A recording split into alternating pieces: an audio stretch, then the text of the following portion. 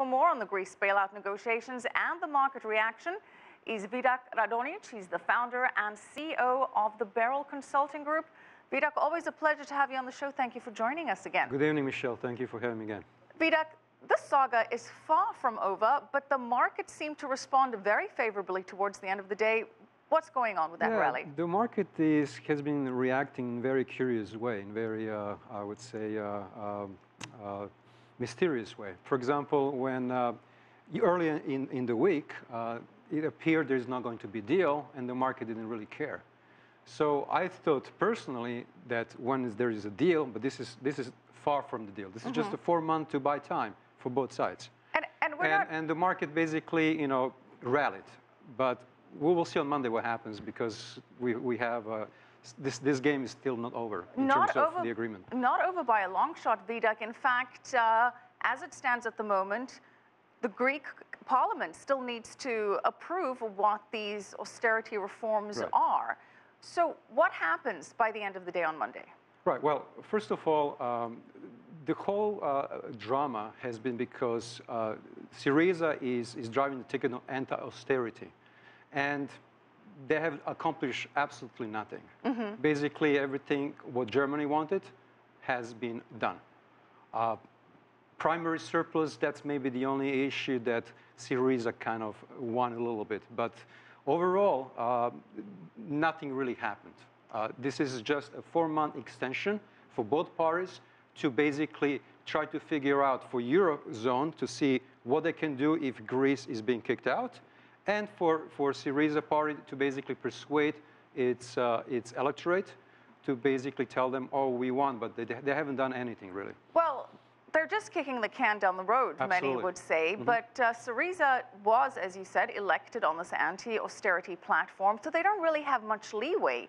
The Greek Parliament, though, needs to come to some agreement and present that to the EU on Monday.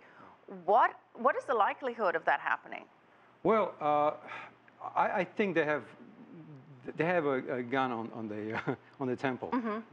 They have to say yes, because otherwise they will be run on the banks, and the Greek banks will have no money. So they couldn't really. The negotiation power of Greek government was totally close to zero, basically. Germany in 2012 had much less bargaining power, because lots of German banks basically gave money to Greece. So Greece then got money from IMF, World Bank, and European taxpayers. That money went back to Greek banks, to German banks. So Germany has nothing to lose for Greece to get out of Eurozone. So you're saying Greece is in a weaker position now with regards to negotiations than it was in 2012? Absolutely. The economy of Greece is 25% in terms of GDP lower than it was in 2008. Unemployment is 25% up. Compare this to Germany, when unemployment at that time, 2008, was 6%, now it's 5%. In Greece, unemployment rate at that time was 6% as well. But we've played this game before. This happened in 2012. So my question is, what's different now? And does Greece, in fact, have a better negotiating leg to stand on? So Greece absolutely has no negotiating leg to stand on. Everything is in the hands of Germany, which is basically the biggest power in Europe. But Vidak, wouldn't Germany suffer as well if there was a Greek exit? If Greece left the Eurozone, that would cause a lot of chaos all around, potential contagion. Wouldn't Germany suffer as well? I don't think so. I think they are already prepared for Greek exit, to tell you the truth. I think that if they're not prepared, they will be foolish. I think they are prepared. That's why they were able to be, so firm and telling Greece, no way, we're not going to give you anything. So 4 months down the line, assuming this happens on Monday, what can we expect? The same story? Kick the can out the road, the expression that you just mentioned. Yes. Kicking the can down the road again. Well, what signal does this send to other countries? Spain had exited its bailout program in January.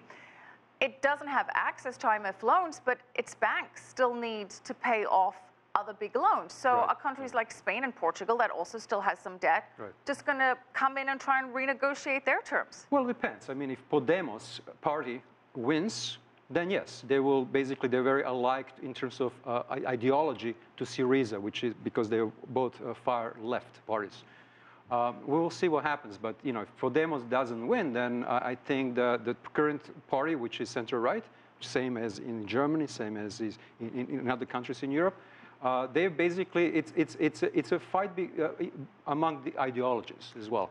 Do you expect a near-term rally in the US and European markets on this news come Monday? Well, technicians will tell you this is going to the sky, technicians. But fundamentally, I think the market is overvalued. We will see what happens next week. I think we are reaching the highs.